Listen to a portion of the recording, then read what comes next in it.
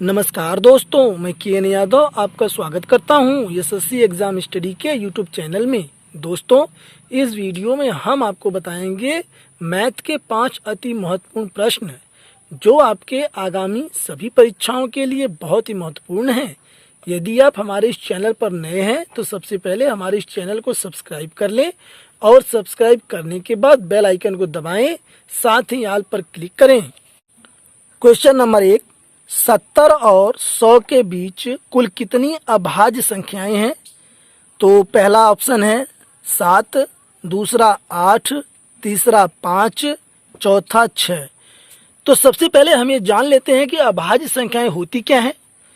चूंकि अभाज्य संख्याएं वे संख्याएं होती हैं जो स्वयं के अतिरिक्त अन्य किसी भी संख्या से विभाजित नहीं होती हैं। इस बात को आप जो समझ लें।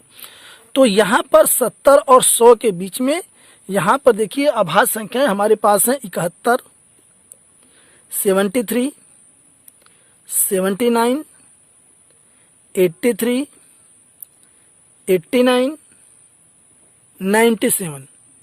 तो ये ऐसी संख्याएं हैं 70 और 100 के बीच में जो कि स्वयं से तो विभाजित होती हैं लेकिन और किसी भी अन्य संख्या से विभाजित नहीं होती हैं। तो यहाँ पर कितनी संख्याएं हैं इसको हम गिन लेते हैं। 1, 2, 3, 4, 5, 6। तो कुल मिला के 6 संख्याएं हैं 70 और 100 के बीच में। तो इसका जो राइट आंसर है, पहला ऑप्शन गलत है, दूसरा ऑप्शन भी गलत है, तीसरा ऑप्शन यहाँ पे 5 ये भी गलत है और चौथा ऑप्शन यहाँ पे 6 दिया हुआ है कि 6 संख्याएं हैं, यही ऑप्शन ये सही है। क्वेश्चन नंबर 2, निम्नलिखित में से कौन सा युग्म सह अभाज्य युग्म नहीं है? तो सबसे पहले हम सह अभाज्य को समझ लेते हैं। सह अभाज्य क्या है? तो सह अभाज्य होता है को प्राइम फैक्टर। तो यहाँ पर इससे तात्पर्य यह है कि चूंकि यहाँ पर ऑप्शन में हमारे पास जो विकल्प दिए हुए हैं, पहला विकल्प है 35 और 51, दूसरा विकल्प है 75 और 104, तीसरा विकल्प है 49 और 133 और चौथा विकल्प है 63 और 95।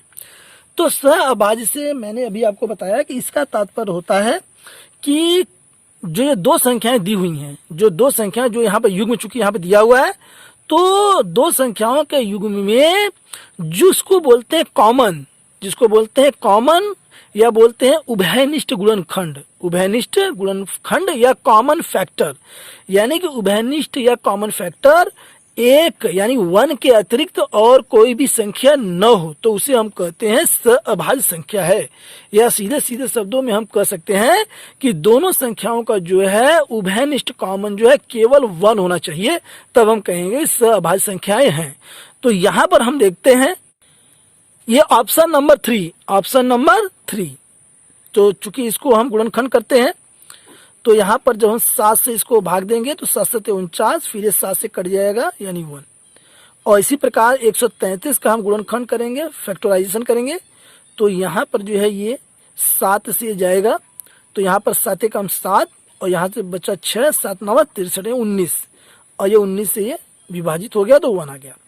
तो इस प्रकार हमने देखा कि यहाँ पर 49 का जो गुणनखंड वह है 7 गुणा 7 और यहाँ पर 133 का गुणनखंड है 7 गुणा 19। चूंकि 1 भी इसमें शामिल है, ध्यान दें नीचे 1 है तो 1 यहाँ रखिए। तो 1 तो जरूर मिल रहा है लेकिन 1 के अतिरिक्त यहाँ पर ये 7 भी मिल रहा है, इसलिए यह जो है ये जो युग्म है यह जो है सहअभाज्य संख्या नहीं है, सहअभाज्य युग्म नहीं है। इस बात को आप ध्यान रखें जो है।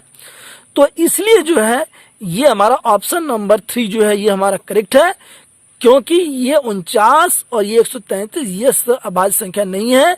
अब बाकी की ये पहला ऑप्शन, दूसरा ऑप्शन और ये तीसरा ऑप्शन ये सब जो है सहअभाज्य संख्याएं हैं। केवल ये ऑप्शन नंबर 3 में 49 और 133 सहअभाज्य संख्या नहीं है और यही ऑप्शन 3 हमारा करेक्ट आंसर है। अगला क्वेश्चन नंबर 3, यदि 2 घनों के आयतनों का अनुपात 27 संबंधी 64 है तो उनके संपूर्ण पृष्ठीय क्षेत्रफलों का अनुपात क्या होगा? पहला ऑप्शन है 27 संबंधी 64 और दूसरा है 9 संबंधी 16, तीसरा ऑप्शन 3 संबंधी 4, चौथा ऑप्शन 3 संबंधी 8। तो यहाँ पर प्रश्न में हमें घनों के आयतनों का अनुपात दिया हुआ है तो यहाँ पर हम लिखेंगे पहले घन का आयतन बटे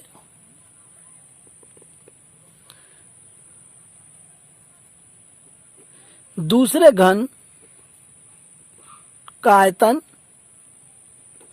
पहले घन का आयतन बटे दूसरे घन का आयतन, और यह होता है आयतन होता है घन का भुजा घाते 3 यानी कि भुजा का क्यूब। तो यहाँ पर पहले घन की भुजा हम मान लेंगे a1, तो a1 का क्यूब बटे दूसरे घन की भुजा को हम मान लेंगे a2, तो a2 का क्यूब।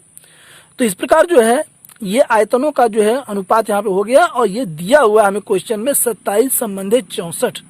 तो इसे हम लिख लेंगे 27 बटे 64। अगले स्टेप में यहाँ पर a1 बटे में ये a2 हो जाएगा, और इसका जो घन है ये इधर पक्षांतर होकर घनमूल में बदल जाएगा, और इस प्रकार से ये 27 बटे 64।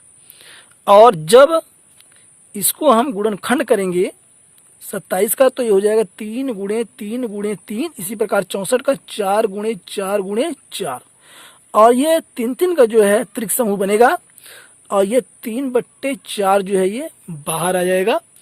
तो यहाँ पर जो है a1 हो गया 3 और a2 हो गया 4। अब हमें निकालना है संपूर्ण पृष्ठीय क्षेत्रफलों का अनुपात। अतः घनों के संपूर्ण पृष्ठीय क्षेत्रफलों का अनुपात, और यह होता है बराबर पहले घन का संपूर्ण पृष्ठ 6 a1 का स्क्वायर बटे दूसरे घन का संपूर्ण पृष्ठीय क्षेत्रफल 6 a2 का स्क्वायर बराबर 6, और यहाँ पर गुणा में a1, चूंकि हम निकाल चुके हैं, यहाँ पर 3 है, तो यहाँ पर हो गया 3 का ये स्क्वायर बटे में 6 गुणा a2, यहाँ पर 4 है, 4 का स्क्वायर, 6 से 6 कट गया, और ये 3 3 का 9 बटे में 16। तो ये संबंध हो गया 9 संबंधे 16, या इसको कह सकते हैं कि घनों के संपूर्ण पृष्ठीय क्षेत्रफलों में अनुपात 9 संबंधे 16 का है, और यही जो हमारा राइट आंसर है। ऑप्शन चेक करते हैं यहाँ पर हम, तो यहाँ पर जो है ये पहला ऑप्शन है 27 संबंधे 14, ये गलत है। दूसरा ऑप्शन 9 संबंधे 16, और ये दूसरा ऑप्शन हमारा जो है सही ऑप्शन राइट ऑप्शन है, और बाकी के सब गलत हैं। इसी के साथ अगला क्वेश्चन नंबर 4, 6.5 गुणे 0.0004 बराबर क्वेश्चन मार्क, यानी कि इनका गुणनफल क्या होगा ये हमें बताना है। तो 4 यहाँ पर ऑप्शन है। पहला ऑप्शन है 0.26, दूसरा ऑप्शन 2.6, तीसरा ऑप्शन 0.0026, चौथा ऑप्शन 0.26। तो आइए देखते हैं इसका आंसर क्या आता है। तो यहाँ पर सबसे पहले हम क्या करेंगे, गुणा करेंगे यहाँ पर 0.004 और गुणा हम करेंगे 6.5। तो यहाँ पर हो गया 5 चौके 20, तो यहाँ पर 2, इसके बाद हम 6 का करेंगे 6 चौक 24, तो यहाँ पर 4 ये 2, और इसको जोड़ेंगे 0 और 4 2 6 और ये 2। अब चूंकि यहाँ पर दशमलव लगाना होता है, और यही विशेष बात है, ध्यान दें कि ये जो पहली संख्या है इसमें 1 2 3 4, 1 2 3 4 यानी कि 4 अंकों के पहले जो है यहाँ पर जो है दशमलव लगा हुआ है, और यहाँ पर जो दूसरी संख्या है तो इसका हम लिख लेते हैं 4 अंक। ध्यान दें, मैं आपको समझाने के बता रहा हूँ।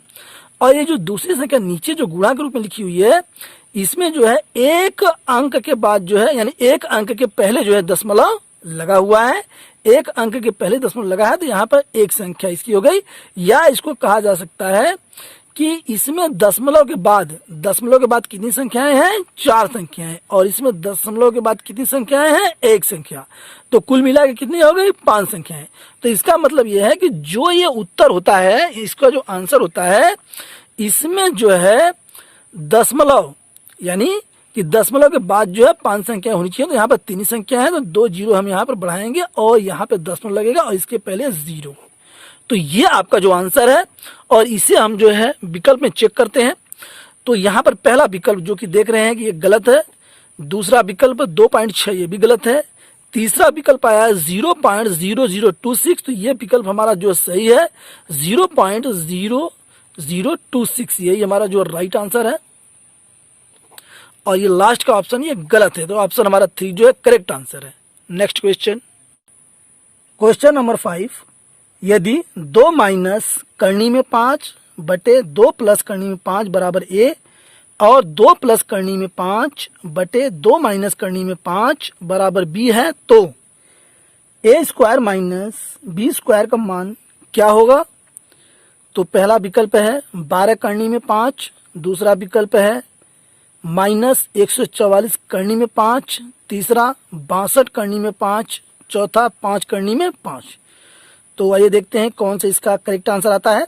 सबसे पहले हम जो है ए स्क्वायर माइनस बी स्क्वायर लिख लेंगे, ए स्क्वायर माइनस बी स्क्वायर हम लिख लेंगे और ए के स्थान पर इसे लिखेंगे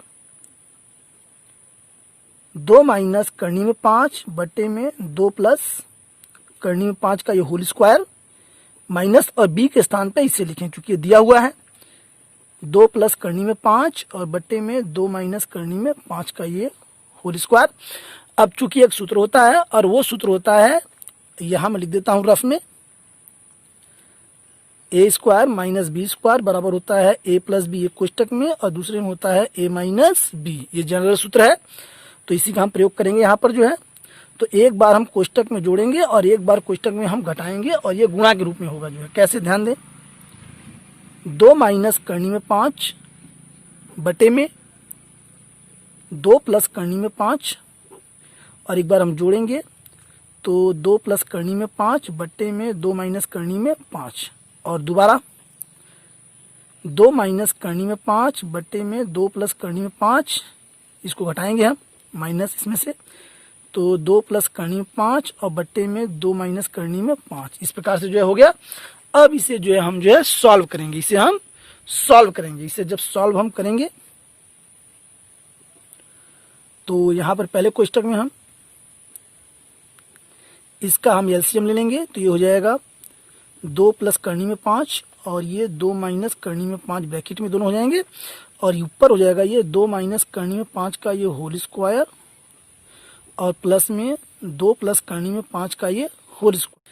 अब यहां से देखेंगे हम इस कोष्टक में, तो इसमें भी हम देखते हैं एलसीएम लेंगे हम 2 प्लस करनी में 5 और ये 2 माइनस करनी में 5, तो यहाँ पर हो जाएगा ऊपर अंश में 2 माइनस करनी में 5 का ये होल स्क्वायर और ये माइनस में 2 प्लस करनी में 5 का ये होल स्क्वायर।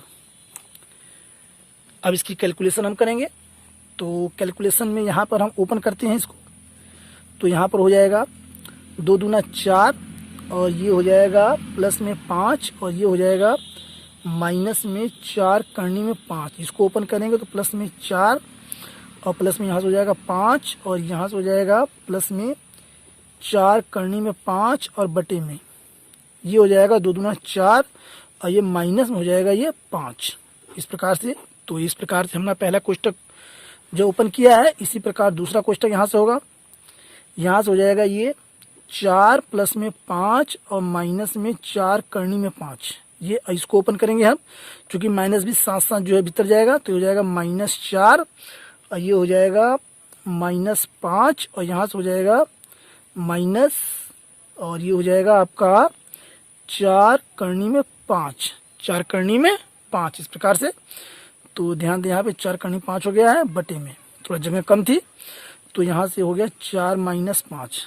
अगले स्टेप में हम देखते हैं, यहाँ से ध्यान दें बराबर, तो यहाँ से देखें ये कट गया 4 करनी में 5, ये 4 करनी में 5 कट गया और ये 4 और यहाँ से जो है बचा यहाँ 5 यहाँ पर है, ध्यान दें 4 और ये 5 9 और ये भी 4 पर 9 18 हो गया। कितना हो गया? 18। और यहाँ से हम देखते हैं ये 4 और ये जो है प्लस का 5 यानी 9 हो गया और ये जो है 5, ये 4 कट जाएगा प्लस माइनस, और ये दोनों जुड़ जाएंगे, तो ये हो गया माइनस के 4, 4 हो गया 8, और ये हो गया करनी में 5, इस प्रकार से। और बटे में 4 में से ये 5 घटेगा तो -1, और गुणा में यहाँ भी जो है -1। तो आगे, तो यहाँ पर हम देखते हैं कि हर में जो है ये माइनस की माइनस में गुणा करेंगे तो यहाँ पर ये प्लस हो जाएगा, और ऊपर जब हम गुणा करेंगे तो -18 अट्ठे होता है 144, और ये करनी 5, तो ये आंसर हो गया -144 करनी में 5। तो यही हमारा जो है राइट आंसर है। और ऑप्शन हम चेक करते हैं कौन सा ऑप्शन हमारा सही है। तो ऑप्शन में हम देखते हैं यहाँ पर कि जो पहला ऑप्शन है कि 12 करनी में 5 ये गलत है। दूसरा ऑप्शन -144 करनी में 5, ये दूसरा ऑप्शन हमारा सही ऑप्शन है, राइट ऑप्शन है, बाकी ऑप्शन गलत है। और इसी के साथ मुझे उम्मीद है कि वीडियो आपको पसंद आया होगा। इस वीडियो के पसंद आने पर शेयर, लाइक और सब्सक्राइब करना न भूलें। Thanks for watching.